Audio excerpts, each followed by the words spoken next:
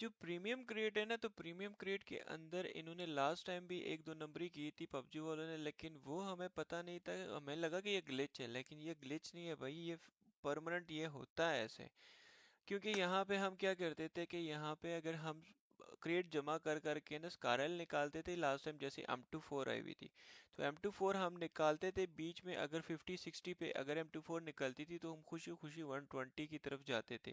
क्योंकि यहाँ पे इन्होंने क्लियरली लिखा हुआ है कि 120 पे आपको ये गन गारंटेड मिलेगी, बशर्त इसके कि अगर आपको 120 क्रेट तक ये नहीं मिली तो आपको ये गन मिलेगी। समझ आई बात? क्योंकि अगर इससे पहले अगर आपको 50-60 में ये गन मिलती है, तो पहले हम क्या करते थे कि हम 120 पे जाके जो है ना दोबारा निकालते थे विद 3 एक्स्ट्रा मटेरियल, ठीक है। लेकिन अब ऐसा कोई नहीं हुआ, क्योंकि लास्ट टाइम जब M24 आई थी तो हमारे एक दोस्त के साथ ऐसा ही हुआ था। क्योंकि इसकी क्रेट ओपनिंग हम कर रहे थे तो M24 निकल आई थी बहुत पहले।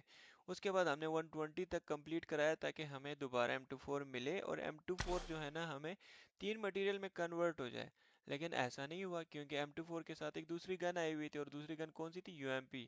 और वही यूएमपी उस 120 पे हमें मिल गई थी। तो ये दो नंबरी लास्ट टाइम भी हुई थी, लेकिन हमें लगा था कि ये ग्लिच है, लेकिन ये ग्लिच कोई नहीं है। ये जो दूसरी गन देते हैं ना, तो ये वैसे नहीं दे रहे, ये उसी के लिए दे रहे कि अगर आपकी ये गन निकली है 50 40 30 जिस पे भी निकली है, तो सेकंड अगर आपकी 120 क्रेट कंप्लीट होता है तो आपको सेकंड गन ये मिलेगी।